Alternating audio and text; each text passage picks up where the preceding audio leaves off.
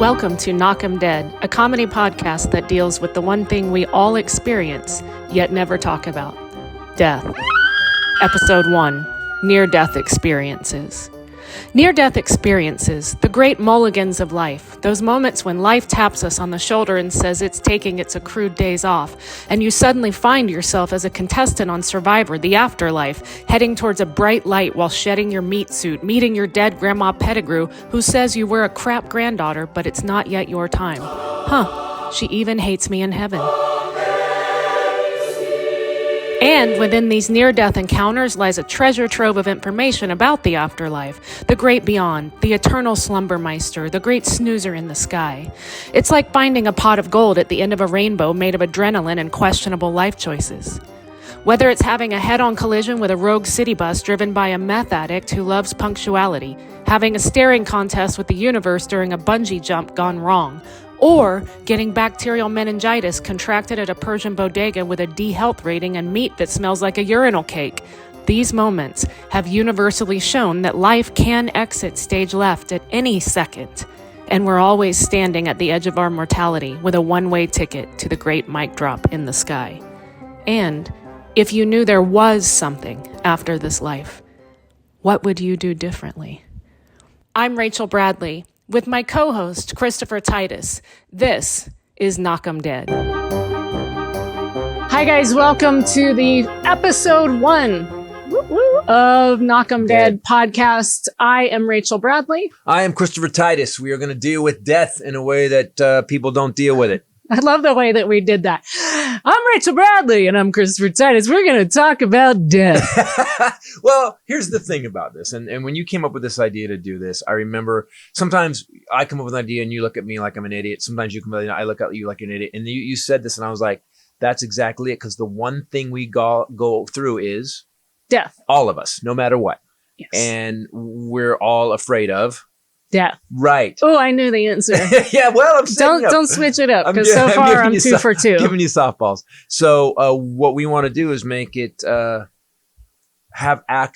give people access to a way that you're not afraid of it. And this when you said this after we lost Grandma Jean, I think it's a perfect thing, because being with Grandma Jean, I know I don't know what you went through. I went through something the night she died, sitting there with her, that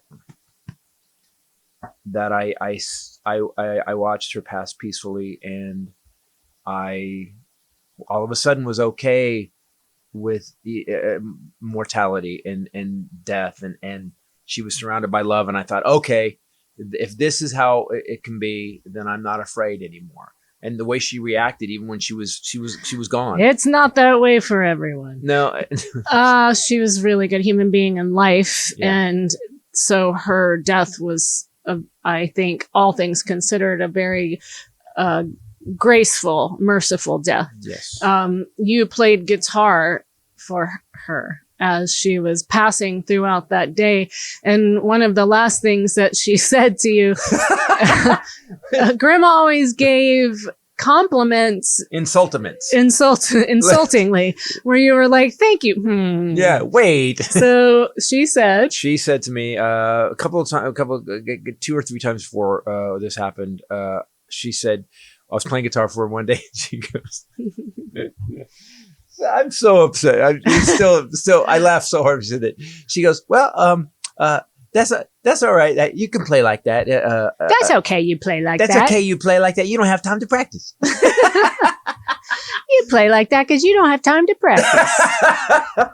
It was so nice. So today, like, as I said in the intro, we're going to talk about near-death experiences. Every episode, every month, we're going to tackle different topics, really interesting stuff that I have found out about, that we will be covering. You've experienced. That I had no idea about. With Mom, the rally with Mom. Yeah, a death rally, things that a lot of us don't know about. We're so unprepared for death because culturally we're taught to be afraid of it and not talk about it. And it's not funny. And it's something that's taboo.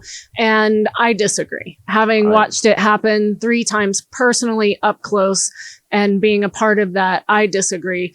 So today we're talking about near-death experiences, and we have an awesome guest coming on. But I had like that thing with at the dentist, and you said, it's funny last night, because we were doing a lot of research on this, and you said, because I could tell you were skeptical about when I came home from the dentist, what had happened. I wasn't. And then skeptical. You read some stuff, and you're like, I'm starting to think that you kind of went. I didn't go all the way. I went far. I wasn't skeptical. So if you don't know, he did a comedy bit about it, but he had what would not be scientifically called a near-death experience specifically, but obviously was very close, because I read a lot of the characteristics last night, and you have them. What I'm skeptical about, and women can relate to this if you're married to a guy, not if you were smart and married a woman, is that... God, I hope that does not come back to haunt me. Yeah, exactly. She said it on the podcast. Is that I have more of a Golden Girls ideal in my mind. She's got on Tevas with socks. She wears flannel all the time. Okay, now that we've been horribly... So go ahead. Was that you left that day and said, oh, I'm just going to run over to the dentist. Right. Do you need me to go? No, it's no big deal.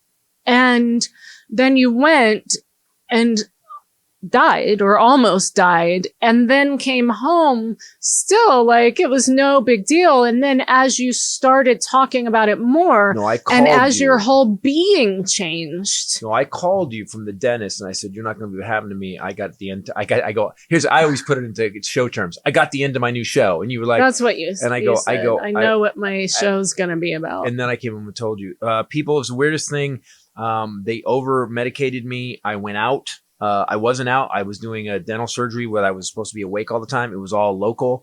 I was on the full mask and stuff, and he was pulled the molar out. Laughing gas? Laughing gas. And as he had in my nose, he didn't have the whole mask on because he had to work on my mouth. That would be dumb.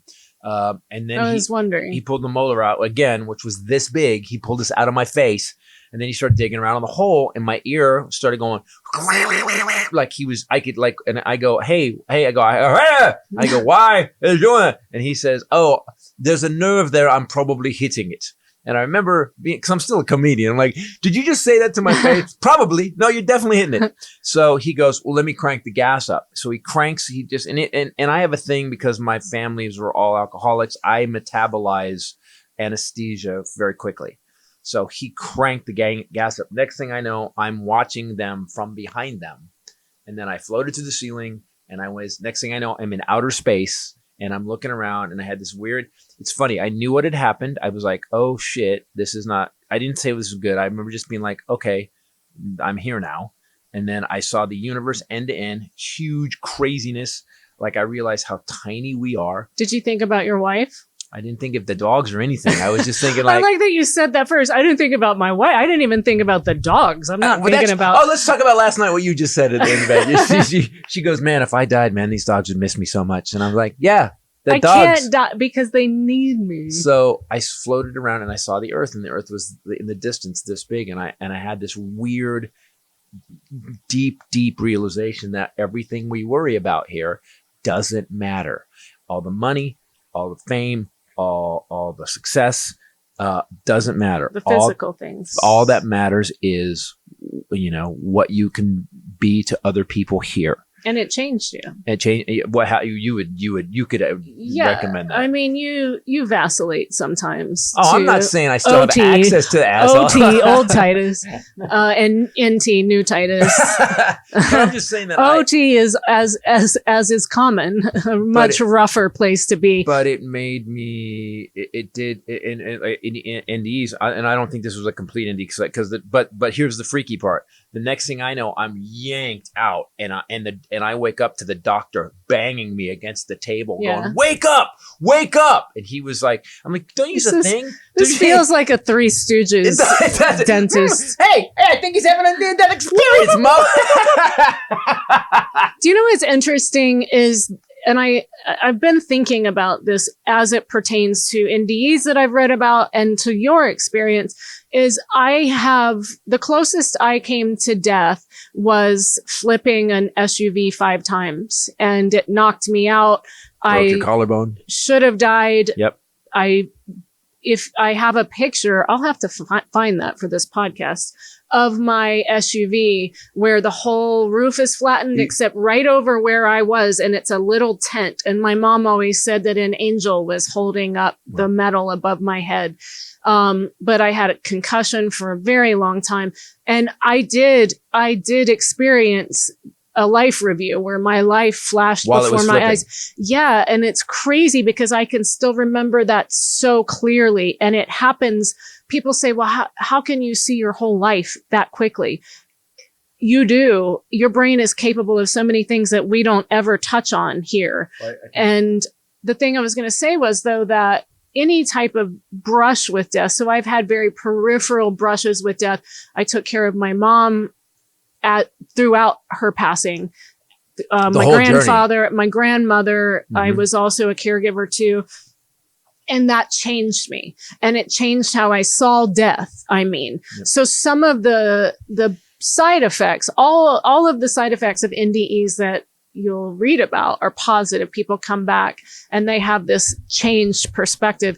And even brushing death, like you said, sitting with grandma and watching that happen, you walked away and you said, I'm not afraid of death anymore. So even brushing death on this planet, you have some of those side effects, those positive side effects to it. So our goal on this podcast is to make it better for all of us, including her and I. And we have guests. I am so happy that you held off, because I was like, we got to get this done. And she had this idea, and I was like, and I'm OT sometimes. You are OT. OT is filled with violence, just like the other OT. A lot of death. A lot of pestilence. New tea, Jesus has come. It's a softer, warmer place to be. I'm a walking movie 7. But I want to talk about near-death experiences. And so, there are studies done that estimate about 9 million people have reported NDEs. Right. And there are characteristics of them. People typically have a flat EEG, no gag reflex, fixed and dilated pupils, which, as you know, happens when someone's transitioning. And every single reported NDE has some or all of these 10 characteristics. Some of these you took from your odd Jerry Lewis dental visit. Out-of-body experience. I believe I'm dying now. Oh, doctor, wake me up. I believe that, Mike. I am in space right now. Out-of-body experience. So some people report seeing the people trying to resuscitate them.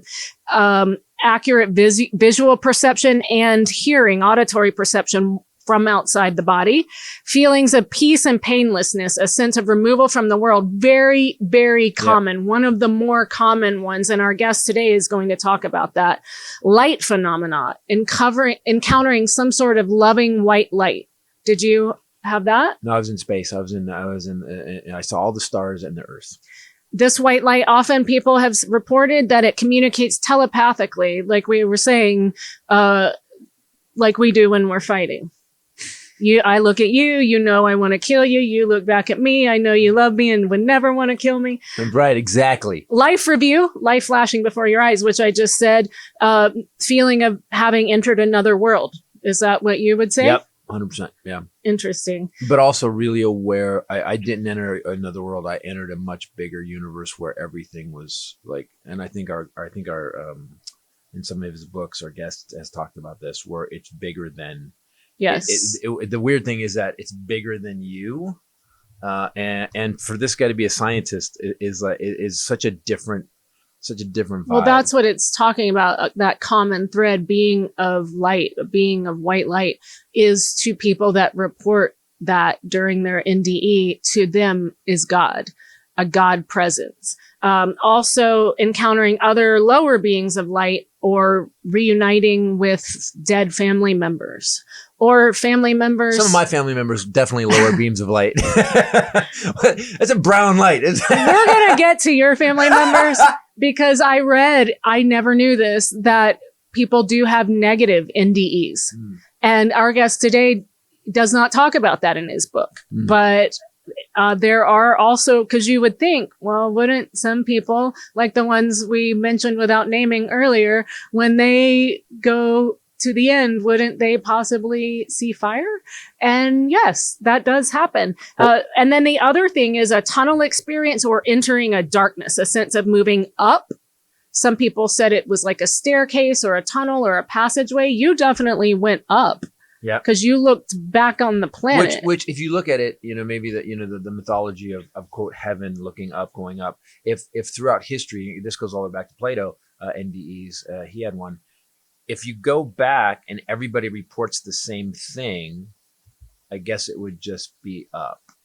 I mean, I read some stuff about our guest, and he was saying that he went to a weird brown place when he started, but then he saw the white light and it lifted him out, which hopefully he'll talk about.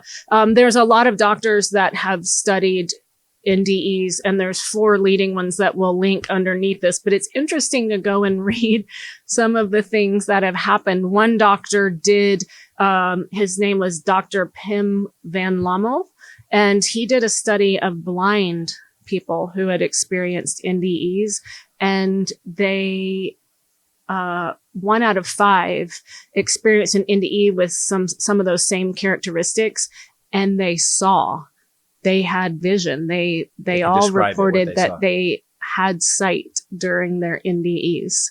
People that were born blind, he studied. And I think we can say about this podcast, we don't know. We just know there's something else than what we know.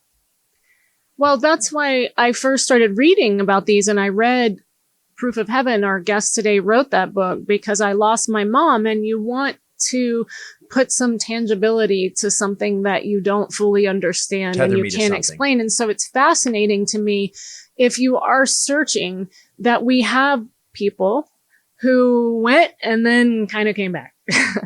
Put their toe in, kind of did, and then came back out. Went for a visit, came back. Yeah. How was vacation? It's like a VRBO. Death. VRBO. I'm only here for one night. Listen, I'm not having a party. Although some people do have parties. Those are allowed in death VRBOs. So all NDEs have these characteristics, that it's freedom from physical limitations.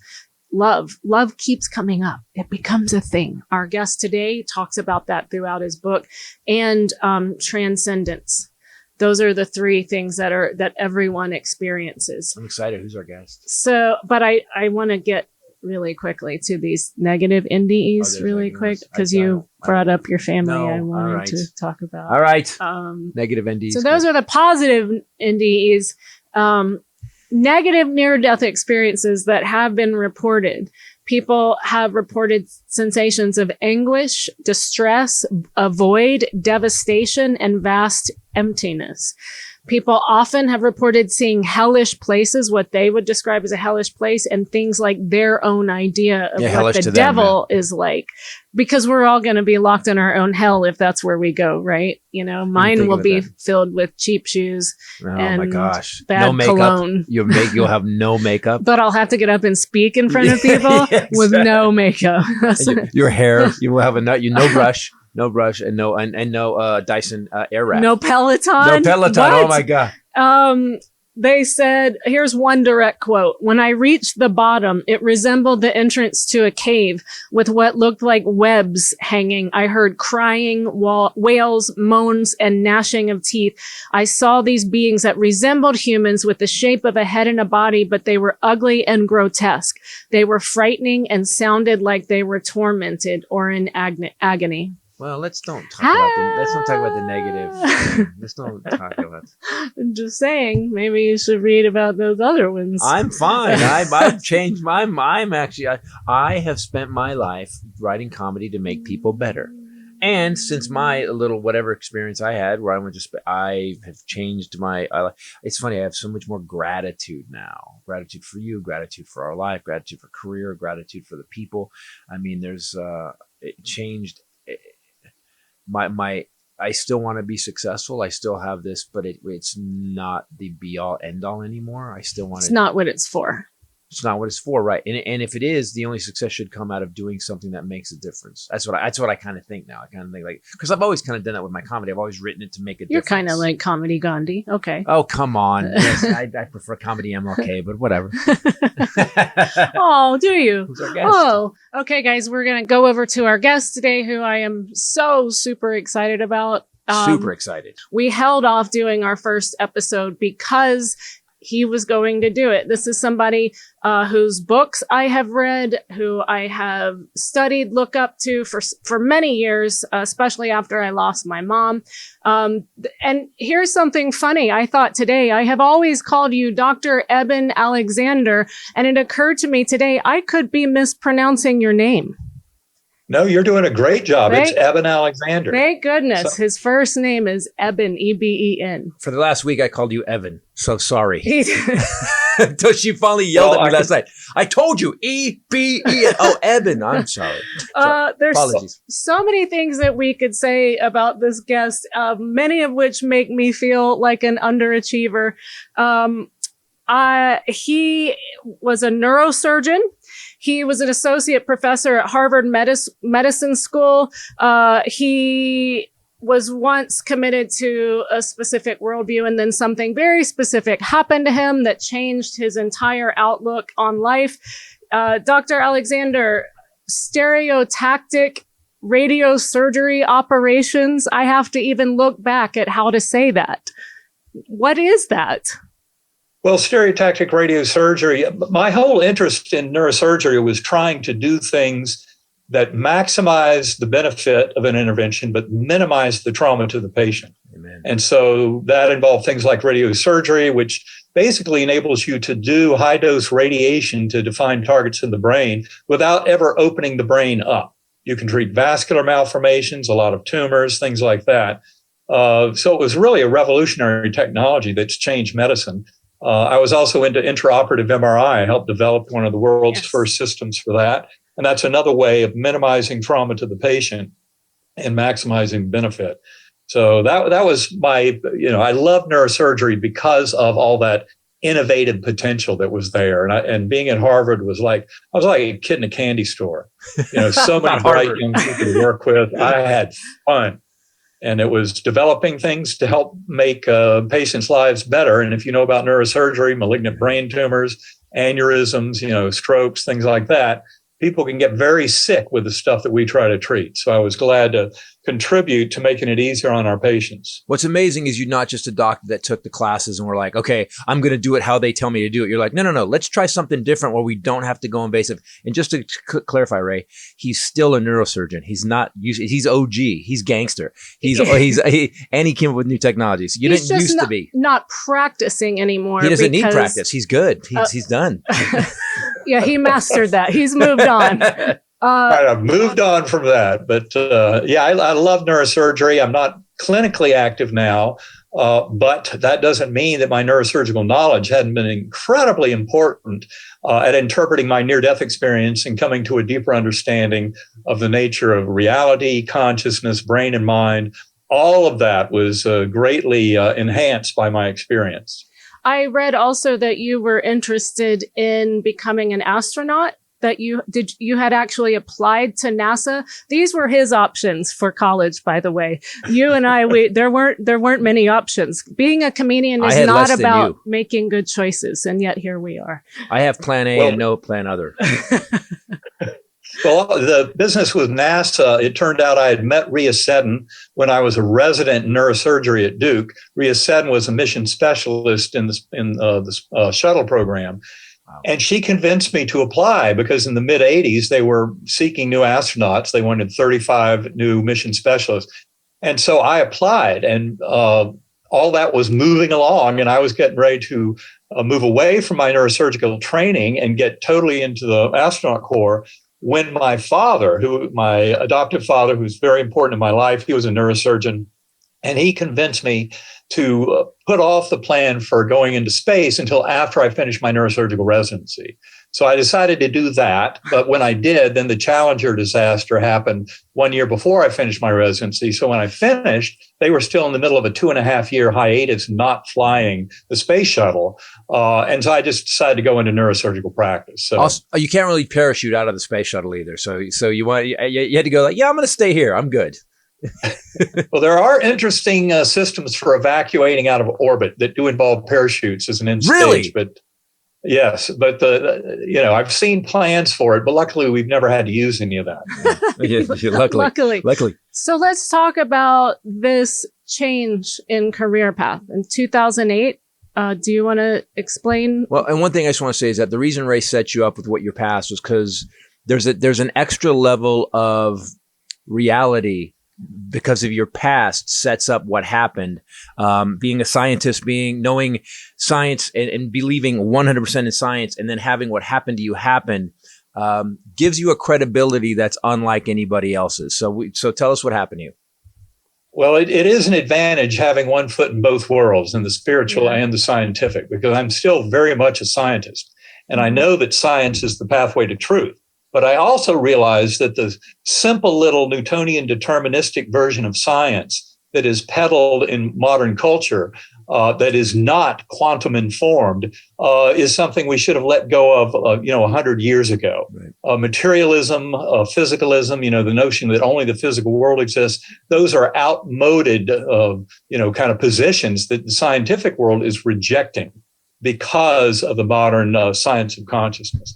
So that's kind of a brief answer to tell you I'm still very much a scientist, but I realize science is much bigger than that primitive and bleak and paltry fiction of materialism or physicalism that pretends that only the physical world exists. You need more to explain consciousness. And so I had spent my life honing that scientific worldview, 54 years, and kind of fully believed all of that. The materialist position of brain creates consciousness, our life is birth to death, nothing more. I bought into that until I had my near-death experience. And that's what totally awakened me. And I can tell you that some of my biggest allies in this whole mission have been the scientists. People often think, Alexander flipped out, and he's kind of left the scientific community. Couldn't be further from the truth. Yeah. If you go to, for example, scientificandmedical.net, GalileoCommission.org, you'll find websites of groups that I work with. I'm on the advisory board for all the scientists who are well on the way to demonstrating the primacy of consciousness in the universe, and that our brain is really just a filter that allows this primordial mind that we all share to manifest. And that has tremendous implications for what happens when the brain and body die. Because in fact, if the brain is not the creator of consciousness, but only a filter that allows consciousness to express, then it becomes clear why all these near-death experience stories, which basically say that when you die, your phenomenal awareness and experience expands. It doesn't darken and dim to nothing, which is what materialists try and tell you. But as you're liberated from the shackles of the prison of the brain and body, of consciousness expands tremendously. And that's when we reunite with higher soul, the souls of departed loved ones, all of that. So would you call that consciousness a soul? Absolutely. Okay. I think what we're basically saying here is, from a scientific perspective, we're demonstrating the reality of the concept of soul. And in fact, one of the biggest reasons that physicists have struggled for more than a century with quantum physics is because they haven't realized that the answer ultimately involves the reality of one mind, and the brain working as a filter, reducing valve, or transceiver that allows eddy currents of the one mind, the God mind, if you will, to come into existence in every one of us individually. Now, of course, we think our little consciousness is just our own, but when you do the research, you'll find scientifically that you can validate things like telepathy. For example, in Guillaume Playfair's book on twin telepathy, he states that 35% of identical twins have very powerful telepathic experiences. And that's pretty much borne out through the twin community. People don't talk about it a whole lot, but it's a reality. And of course, telepathy is not limited just to twins. For example, when I went into coma, I had met my birth family by my birth mother a year earlier, went into coma in November 2008. And I'd been in touch with them a bunch in the early months, but not for about 3 or 4 months now. But that day I went to coma, November 10th, 2008, my birth mother came back from a business meeting and said, I've got a call. Something's wrong. And she knew that I was in deep trouble. And she called the family and found out I was in coma. I'd gotten there that morning, was in an ICU on a ventilator with only a 10% chance of living expected. So very dire circumstance, but my birth mother knew that. So we all have connections like that with loved ones, twins, where you have nervous systems and everything that have been set up because of your Dr. shared DNA, so that you have.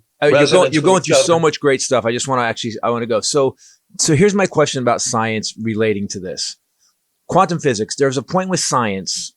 Science is not faith-based. It's never been faith-based. It's always fact-based. So it seems like now with quantum science, quantum physics, you're starting to cross over to you have to, because it's stuff you can't see, and stuff you can't deal with. The telepathy thing. My grandfather was in the military, and my they had 5 kids, and every time a kid got hurt, he went AWOL in the middle of the night, and he just showed up. What's wrong? And he knew something was wrong. And that was when they didn't have cell phones. And my mom did the same thing with us. My mom always would call me in the middle of some horror nightmare and say, what's going on? I can't sleep.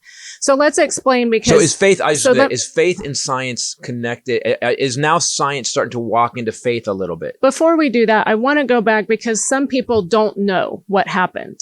Right. Yeah. So we want to explain what happened. In 2008, you can find out by reading his first book, which was on the bestseller list for over a year. You can find out by reading the book that I first read called Proof of Heaven.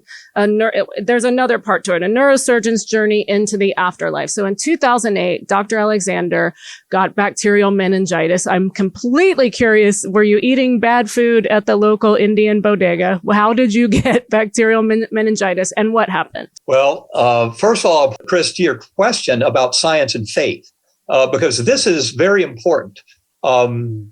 Science is our way of getting at truth, and the scientific method is very valuable. It has to do with measuring things. And when you were talking a minute ago about quantum physics, and you said we can't see it, well, it is about things we can measure.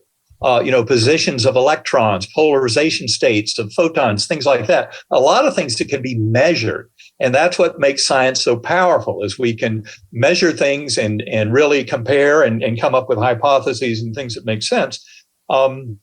But what we're finding is when you get down and get into the very deep structure of all the stuff around us, my chair, look at that and dive deep and examine that material. You go way down to the atoms and subatomic particles.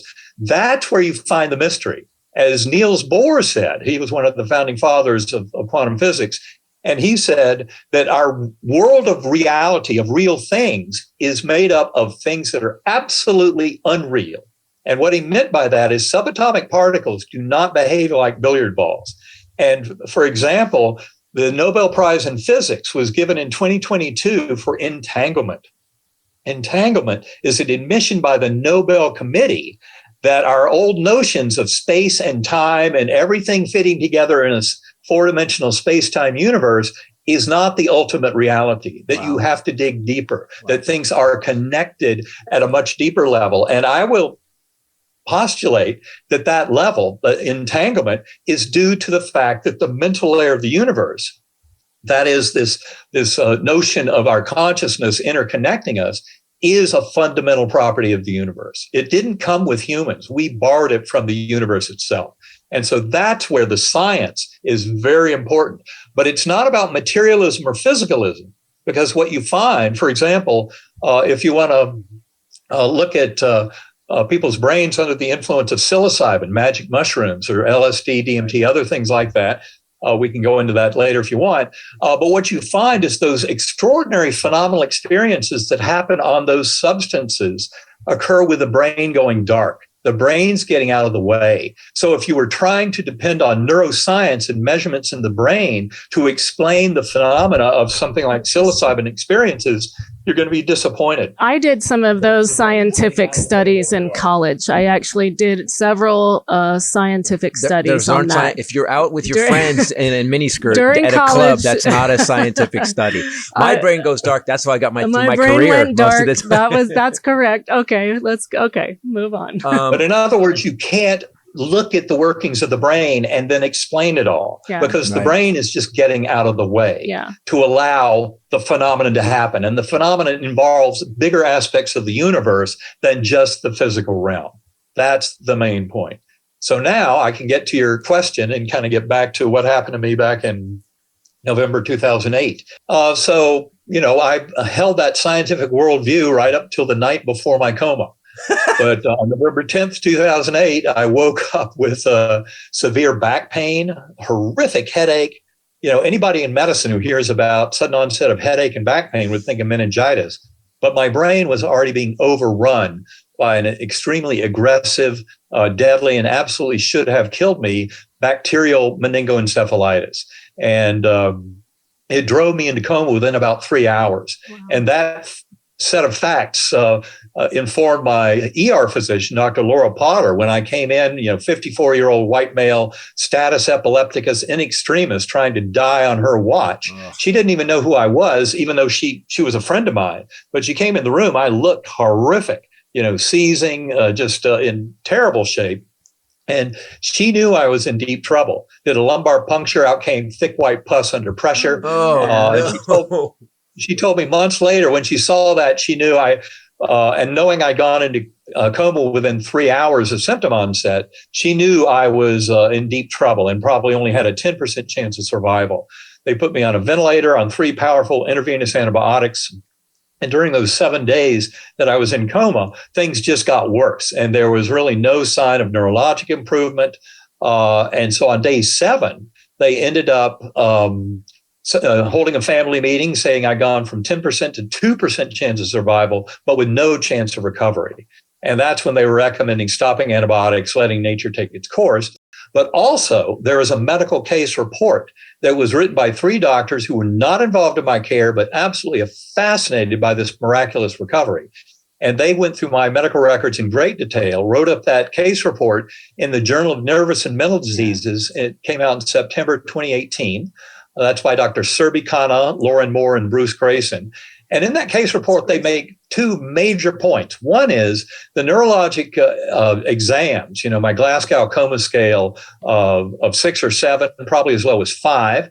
And just for comparison, you or me right now would have a Glasgow coma scale of 15. A corpse gets a 3. Anything below 9 is deep coma. Well, I was there at 6, 7, probably 5 that entire week. Wow. That's a very bad way to be in terms of damage to my brain, and especially given CT and MRI scans that showed full thickness damage to the neocortex in all lobes of my brain. There's really no place left for any dream or hallucination to even happen. Right. So one of their main points is my brain could not have had a dream or hallucination, much less this most profound experience. And that is a kind of a scientific conclusion from the data. Now, the other important point they made, and this was by challenge of the peer review editors of the journal, who said, wait a minute, this case is absurd. There's no precedent for somebody this sick with bacterial meningoencephalitis who then makes a full recovery. How do you explain it? And the 3 doctors who wrote the case report said it's because he had a near-death experience. That is what allowed for this miraculous healing. And that's when the scientific peer reviewer said, okay, that explains it to us. And they published it. It's interesting because I took care of my mother, and we're going to talk about the death rally and things like that on later episodes. I took care of my mother and then my grandmother, and saw as they transitioned, I've seen how that happens when it's not a sudden thing like what you had, but it's actually they have been diagnosed and they're transitioning and there are actual stages. I sat with my grandmother in March, sat next to her. She was not very responsive anymore, suddenly sit up. smile with a full smile at the back door as she saw someone open it, said, "Hey," and just so happy. And I said, "Who is it, Grandma?" And she said, "It's Bobby, her husband of 55 years who had passed 12 years before. He's come to take me home." And so beautiful. She was so at peace and so happy. And I watched her engage with him as though he were standing in the room. So it's absolutely so many things that we can't explain, through strict science. It has a name, though. It's called terminal lucidity. Mm-hmm. Yes. And it's quite common. It's an amazing phenomenon. And when you've seen terminal lucidity, exactly what you're describing, and it can happen in people who might have been comatose for months or even years. Yeah. And at the very end, in the last few hours or day or two before they die, they come back to life, alive and well. And in fact, I have one little terminal lucidity story in the book Proof of Heaven that you might remember. And it happened to a good friend of mine. It just so happens he was the head of one of the top neurosurgical training programs on earth, a very hardcore skeptical neuroscientist. And he was with his own father going through that transition. And his father came back to life after weeks of being, unresponsive. The father just woke up, and it was because his own mother, that would be the grandmother of my friend, her spirit was at the foot of the bed. Yes. Now, my friend did not see her, but he was absolutely convinced that his father was seeing her, was interacting with her. It turns out the father had been with her he was a teenager in a concentration camp. Wow. During World War II and the Holocaust, when the mother died. And the father never talked about the experience, never talked about her. But now on his deathbed, when he wakes back up in terminal lucidity, he's welcoming her, telling the son, "Look, she's here, she's here." And he dies with a smile on his face. Because that's real. Before my coma, I would have said, "Oh, yeah, they're hallucinating," with all that great assurance. Well, I would have been dead wrong. Because it's not a hallucination at all. It's simply awakening to the fact that these spiritual experiences are absolutely real, and they demonstrate that our loving connections do not end with death of the physical body. So terminal lucidity, that would be when somebody is like, when you're dying and you've been in bed, and then like the day before you die, everybody thinks you're back because you're like, "I'm going to Pilates. I'm up." I am not going to Pilates during my terminal lucidity. I feel like I would either really disappoint my family by getting up and mopping the kitchen. Yeah, you're OCD. You have terminal OCD where at the end of your life, you just get up and start fixing things. Or I would plan ahead and maybe rob a Christian Louboutin store or something like that. Like, I don't know. You would. So that's you. So you guys, "Oh, she's dying. She's been in bed." I get up that morning and you're walking around in Louboutins and high heels. Is she mopping the floor? In Louboutins? Let's go it all together. All your love things. So that's. What would you do? Terminal lucidity. I would probably you'd just find me sitting out in one of the hot rods. Just I'm going to room. Just I'm going for a drive. That's what happened. I'd probably get up. I was going to say, well, you don't have to say vroom. You can actually drive it. Yeah, but when Grandma did it, it was that morning, I think, right? Because she ate. It was a few days before. Yeah, there was another one a few days before. I experienced it with my mom and my grandmother. Right.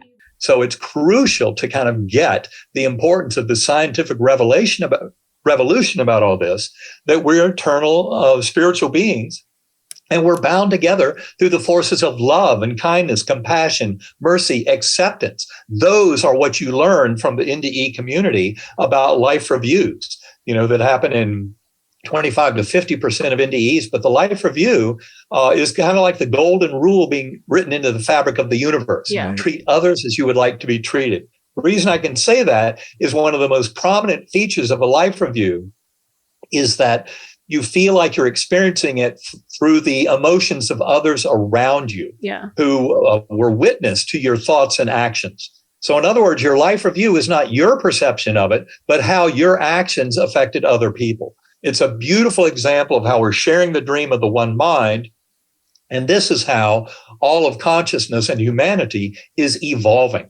But that evolution must involve a rejection of the false sense of separation that is so inherent in materialist or physicalist thought, which dominates our modern world.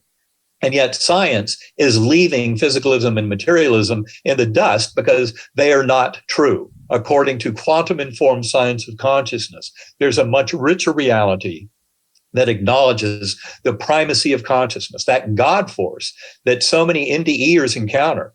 So, 90% of people who've had NDEs over the last few thousand years, 90% of them come back believing in some loving force of unity, a God force at the core of the universe. Now, it may differ from some religious presentations, but ultimately NDEs agree that force is all about love, connection, kindness, compassion, and mercy. Dr. Alexander. So why don't we take that lesson seriously? That's what I wanted to say is like, so your detractors, your people that have said whatever they've said about this experience you had, so Ray and I did a lot of research on it, and I was reading last night, and they're trying to explain the NDE with brain activity and gamma, and I was reading it, and I turned to Ray and I go, well, if it's still electrical impulses, but his brain was dead, then they've just disproven the theory in the first place. The funniest thing to me about that is because we did a deep dive, and we are comedians. We have comedy specials available. We have another podcast, and people talk smack all the time on the internet. It's part of life now. And I saw that you had some of that as well. And it made me laugh because you are here saying, hey, everybody, this is not for nothing. There's a deeper meaning. Right. It's not over. There's a deeper purpose, and it's love and peace. And everybody's like, screw you. Yeah, and he's not selling a t-shirt. He's like, get the merch. He's like, no. Yeah, don't buy stuff. Love each other and feel like, it's crazy where we're at. Now we really want to hear what happened to you. We want to hear your experience, because people, the one thing we want to do with this podcast, and this was Ray's idea, that we want to make sure that people facing death, dealing with death, go in. It's the one thing that happens to all of us. It's the one thing that scares all of us. And it's the one thing that we want to give people some sort of access to. So as they're approaching it, and me too, and all of us, that it gives them some sort of ease with it. What an awesome idea, though. There is more. People live life thinking, is this all there is all the time? So tell us what happened to you.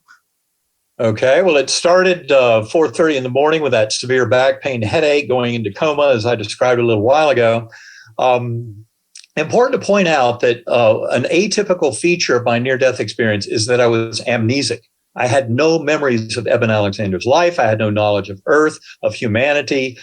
Every bit of that was gone. All my language was gone. It was really an empty slate. And in retrospect, I realized how important that was for me to learn some of the deepest lessons, because I would have rejected this if it had been too simplistic and too much according to form. So I really needed a big bang on the head, and that's what I got by going very deep in this coma. Now, I need to remind you that, as I said, the case report made it very clear that brain could not have had any kind of dream or hallucination. Right. So everything I'm going to describe to you now happened in complete violation of modern neuroscience's views of how the brain and consciousness work together. Right. That That was one of the things that forced me to write Proof of Heaven. Once I realized what all my experience taught me about the nature of reality and the brain-mind relationship. Now, in that setting of amnesia, it all started in what I call the earthworm's eye view, primitive, coarse, unresponsive realm, like being in dirty jello. I had no body awareness during any part of this journey. But I was a speck of awareness, and I could kind of record what happened to me.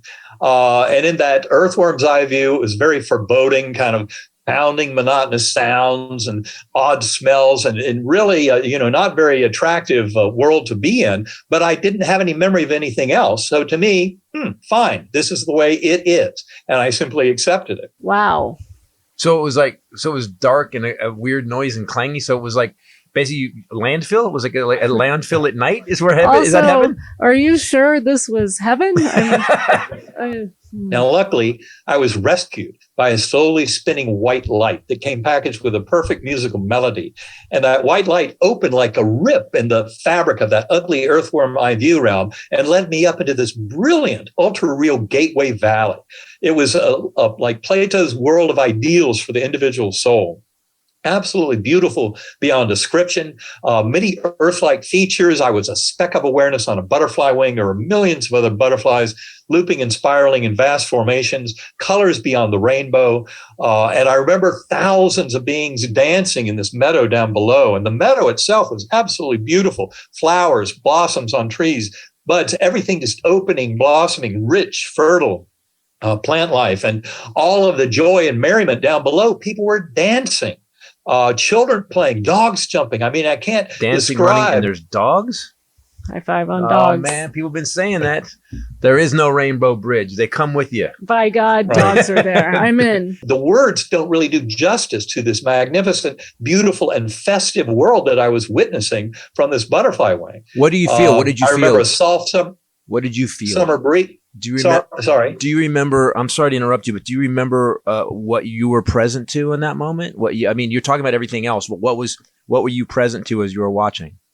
I was simply observing. Okay. I was simply witnessing all this stuff going on around me.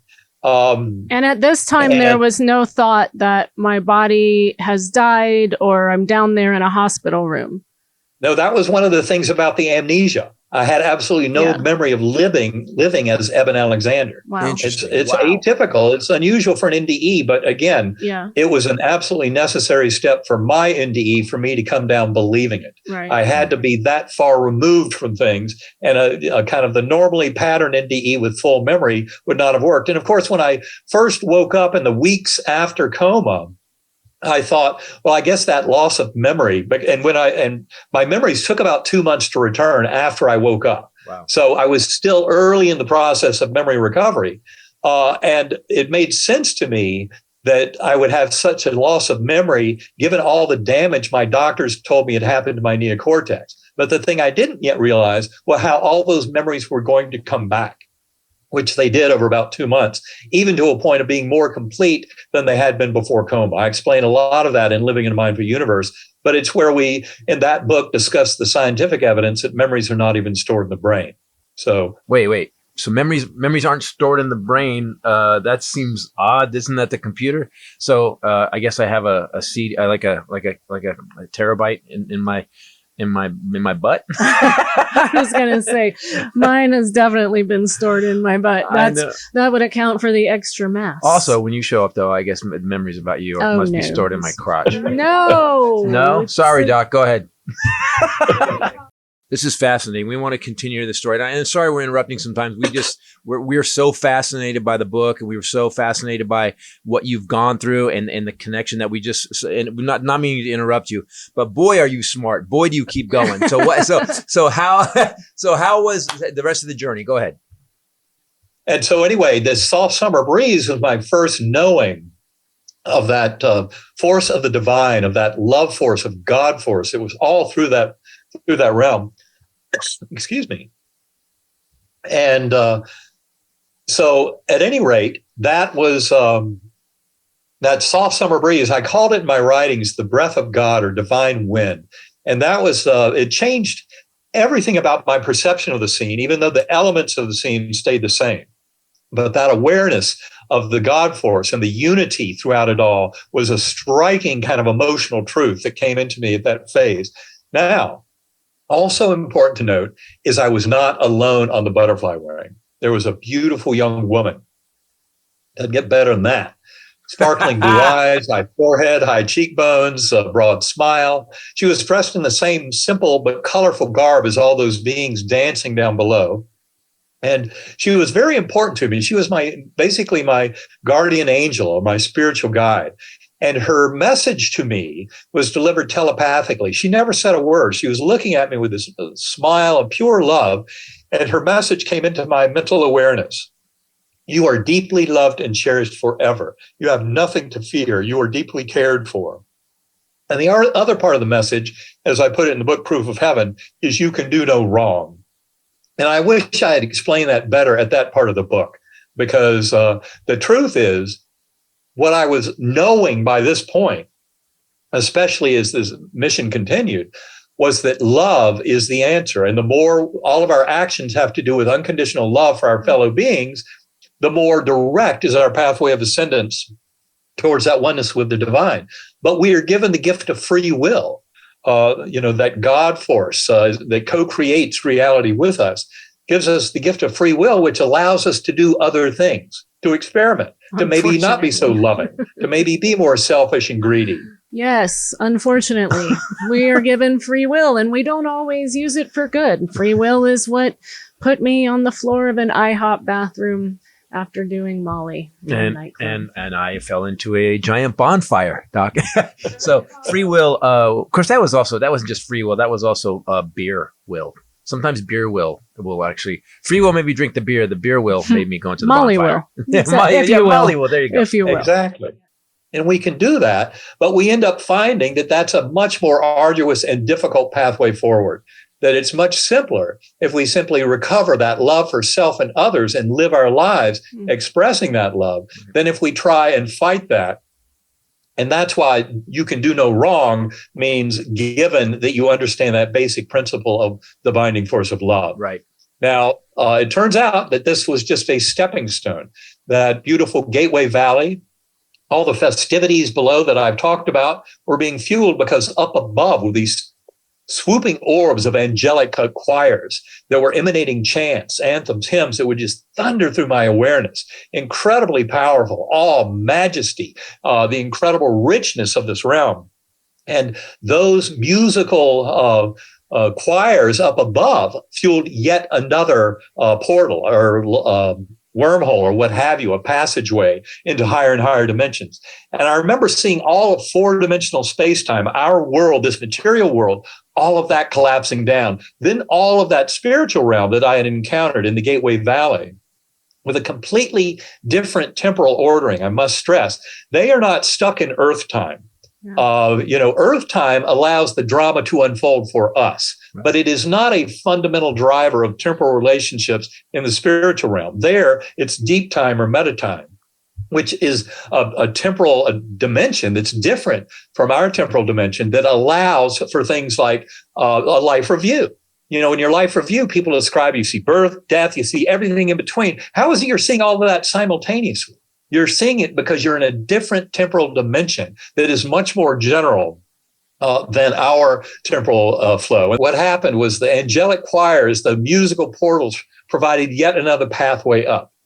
That's what had happened from the earth where my view, that beautiful musical melody that came with the light portal. And it was by remembering the notes of the melody, the music, that I could actually govern and have some modulatory effect on these transitions going to different levels. Wow. So you okay. Was it Prince? Because what if it's a song I don't know?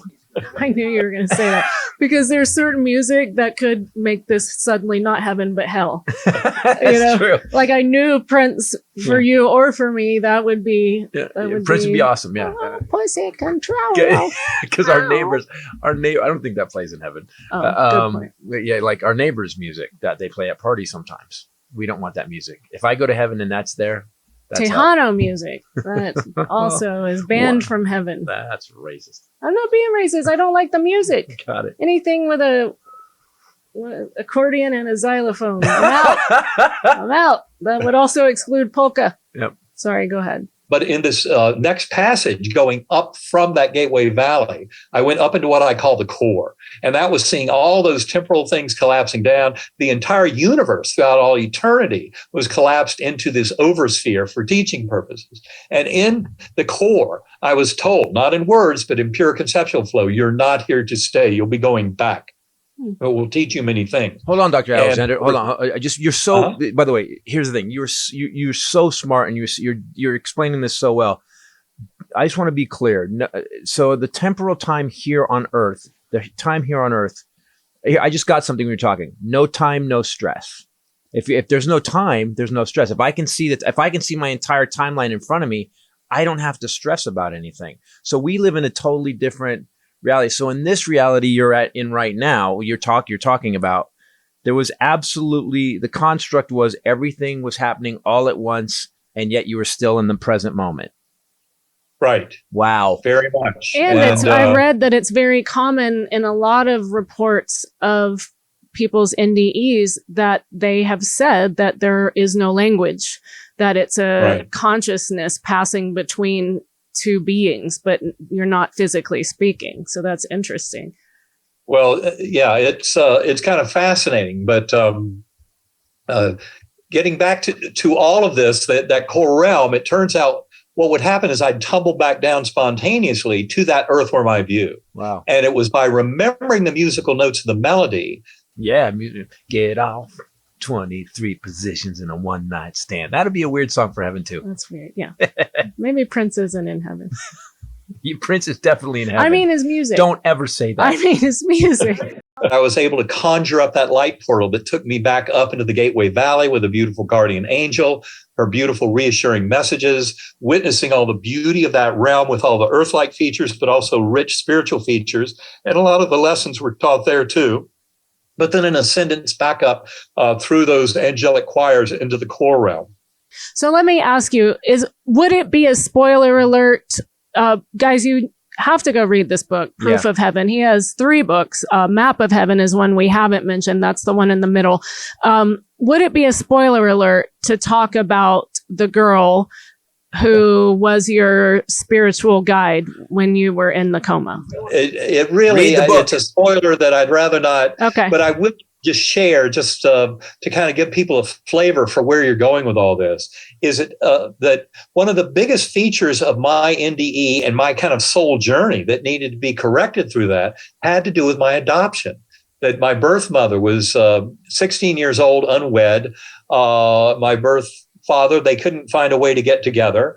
So she put me up for adoption, but then she didn't want to let me go. So she wouldn't sign the papers for 4 months. So I was stuck in a baby dorm for 4 months. Wow. Yeah, Doc, I was also in a baby dorm, but it wasn't because it was because my dad was drinking and whoring. Sorry. No. Sorry, dating. With no dedicated caregiver or anything. And as much as I was adopted into a wonderful, loving family, and I couldn't be more blessed. I couldn't have been more fortunate with my adoption, okay? Yeah, really. So I'm not looking for any sympathy from anybody. But the reality is that infant me who was left behind by my mother meant that subliminally, subconsciously, through much of my life, I was thinking, I don't deserve to exist. In fact, I went on a hunger strike when I was 11 days old. That was part of the problem, part of why social services took me over. Wow. And that was because I wasn't worthy of existence. And I struggled with that at a deep, deep level, not at a conscious level. Yeah. Right. And that was the problem. And that was a huge part of what got fixed and treated with my NDE and with a lot of what I learned there of the love and connection to the universe that was incredibly powerful. So it turns out that adoption story is a huge part of my story. You cannot deny it. I have an adopted family and a birth family. And of course, to me, they're both extremely important. And now, at any rate, getting back to your question, it turns out that this beautiful guardian angel that I saw on the butterfly wing beside me, when I came back to this world, I'd never read the NDE literature before. I'd always thought it's hallucinations, who cares? Right. But now I realize, oh my God, there's a lot to this. And my older son was he was majoring in neuroscience at the time, Eben the fourth. He was the one who told me, write it all down before you read anybody else's near-death experience. So I wrote down about 20,000 words over 6 weeks. Then I dove into the literature and was shocked at a lot of similarities that I found in reading these NDE accounts. But one thing that caught me was I realized that beautiful guardian angel was supposed to be somebody very important to me in life. Yeah. And I knew her very deeply because of the mind meld that we had shared during my journey. And when she gave me that message of love and cared for, and yet I didn't know who she was. That was almost for me a deal breaker. As much as I had plenty of proof in my own mind of the reality of the journey, the fact that my father wasn't there, my adoptive father who had passed over 4 years before my coma, if I had scripted all this, he would have been there as my guardian angel. Why was she there? Somebody I didn't even know. It really challenged everything. I mean, to a point where I was not at all certain which way to go with it all. And then 4 months post-coma, my birth sister, Kathy, sent me a picture in the mail of that birth sister who had died 2 years before I even found out about her existence. And I won't share any more, but I can tell you, read the book. That kind of opens the scene to where this goes. And my God, it is a mind blower. It absolutely brought me to my knees when it all happened. And how fascinating. You're right. Because if you do read that phenomenon that happened that we're talking about without saying, happens often to people that experience NDEs. And it makes me wonder, because your father wasn't there, but this person was, it makes me wonder how that was chosen. Did she ask for that assignment? Or, you know what I mean? I wonder how that happens. Or did pre-6-year-old him choose? It was a group decision. We haven't really gotten into it yet, but there's a huge kind of bigger story to all this. And that has to do with our higher souls and our soul groups and what we do before incarnation to plan the hardships and the difficulties. Because in fact, I came away from my NDE realizing that the hardships and challenges in life in many ways are the gifts. They are what give us the growth, the tough things. And it's how we face those. It's how we are able to maintain or develop a sense of love and connection and ongoing purpose with the universe in the setting of these challenges. Like my meningitis was a challenge. Another example I give is how I struggle with alcohol. I stopped drinking alcohol very early in my career. I never had any trouble at work with drinking, but on my nights off, I leaned heavily on that scotch. And in 1991, I realized this isn't going to work. I got away from alcohol. It turned out alcohol was a huge problem with my birth family too. And that was part of the issue that, as I mentioned in the book, affected that beautiful birth sister. But the hardship was the gift. And that's the point I try to make is I look at the gift is not the fact that I recovered from alcoholism in 1991, but the fact that I was born alcoholic in the first place. Amen. That's what gave me the challenges that allowed me to grow much more fully and come to see love. So I would just invite people to see the hardships in their lives, the hurdles that exist. Look at them as something that's there to help you grow, that maybe your soul group and higher soul put in place there to help you come into a richer and deeper understanding of your life's purpose and of your connectedness and of your ability to love and care for others too. Because I think ultimately one of the biggest problems with our ego-intoxicated society is we forget how valuable it is to help other people, people who are less fortunate than we are. Becoming a caregiver changed my life. When I look back on who I was before my mom had stage 4 pancreatic cancer, very young, in the general idea of youth, and it changed my life. It changed what I focused on, what I cared about. It gave me, my humanity changed. I became a compassionate person. And then that's why I was able to be that person for my grandmother. And I became a person that wants to be in service. I didn't care about that before. I think too, his dad was a raging alcoholic. His mom was manic depressive, schizophrenic. She killed some people. And out of that, she killed a person. She didn't kill some people. She attacked some people, killed one guy. Okay. And herself. And because of that, he wrote his first comedy special and got his TV show with the intent to show other people with dysfunctional backgrounds. His message was, it empowers you. We're actually tougher. You just put it clear. The hardship is the gift. I will take that phrase from today. That is a great phrase, man. Great phrase. Well, I feel like we have to have you on again down the road to pick up the second. There's so much more to talk about. There's a lot more. Let's do the third book. So I'm going to read. Let's mention your new book. I want to read the new book, and then I think if you'd love to come back on, and I cannot tell you. To start this new podcast, we do have this thing about service, and we thought, how do we get people through death? How do we help people survive death? How do we help the people around people and then people themselves in meeting it? How do we do that as comedians to make it less scary? That you were the first guest. I cannot tell you how much we both appreciate it. It really, she started dancing when you said yes. So when I lost my mom, it was my first real experience with that depth of loss.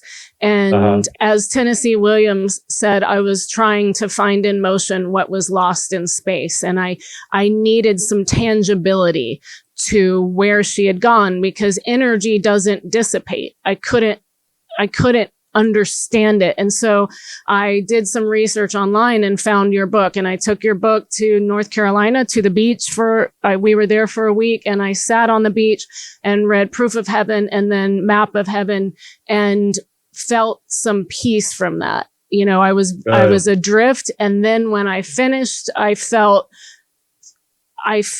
like it made more sense. And I felt better about where she was. And so thank you for that. Yep. Well, it's my pleasure. And it's important for our culture to develop a much more mature and informed kind of notion of what death involves. Because it is not the bleak and paltry fiction that materialist scientists would try and claim.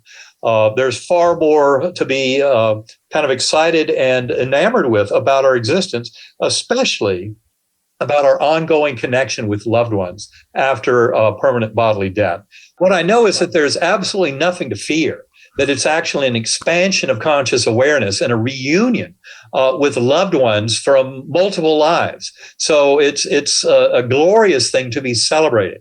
Worked with Raymond Moody a whole bunch. We're great friends. He's taught me a lot. He started this whole NDE thing back in 75. But he told me one of the absolutes, of few absolute statements he can make, concerns suicide. And he said that if someone attempts suicide and they fail, and they have any element of an NDE, like the light or going through the tunnel or reuniting with souls of departed loved ones or with higher soul, any part of that, and come back to this world, they never attempt suicide again. Because that lesson of the NDE shows them the love of the universe that is there for them, and that there's absolutely no reason for them to exit their physical life through suicide. I read his statement, and he also said that people who survived attempted suicide and had an NDE, that their NDEs were no different than anyone else's NDE, that they experienced the same, out of those 10 common characteristics, they had the same experience. What I think will stop me from suicide now is the hardship is the gift. If it's getting bad, if it's getting bad, this is the gift. Pay attention to this. And never forget, helping other people less fortunate than yourself, gives one a great reason for living, just as you explained earlier. So, Rachel, I think that was a beautiful description of what you went through in caregiving. Because it really just demonstrates how anytime we kind of put our heart to helping others, it benefits us tremendously and brings a lot of this healing and wholeness from the universe at large to help us. One of the most important aspects of my journey was to realize the deeper you go in the spiritual realm, the more it's simply about pure unconditional love. There's not a battle for good and evil. At the heart of the spiritual realm, it's all about that love. And that's where this world is transforming and moving away from that bleak and paltry fiction of materialism and its false sense of separation, to realize we're all in this together and we're here to help each other. I love it.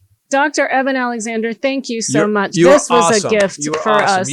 This, by the way, you actually helped define what this entire show is going to be about. And if we leave people with that, anybody who ever talks bad about this guy says he did this, I'm like, really? The guy that talked about love and materialism and then peace and actually helping other people, that guy? That's the bad guy? Really? Thank you, dude. You rock. I appreciate it. We appreciate you. Thank you so much. All right. Well, thank you all so much for having me on. And yeah, I'd love to talk again. And what I'd recommend is to spice it up. If we do talk again, let's get Karen involved. Got it. My partner, Karen Newell. She's been a beautiful spiritual mentor for the last 11 plus years. And she has a tremendous amount to teach. So if you want to spice it up a bit, let's get Karen on next time too. We love spicy. We're going to count on that. Thank you. Thank you, sir. Bye, doctor. Bye, doc. All right, Chris. And Rachel, so good talking with you. Bye-bye. Wow. Right? That was amazing. Insightful. Informative. Thorough. I don't feel like it was thorough. He was thorough in each moment, but weren't you left feeling like, there's so much more to talk about? For what he experienced, what really got to me was, and I have a different insight. You got to remember, I come at this whole thing a little bit skeptical about all of it.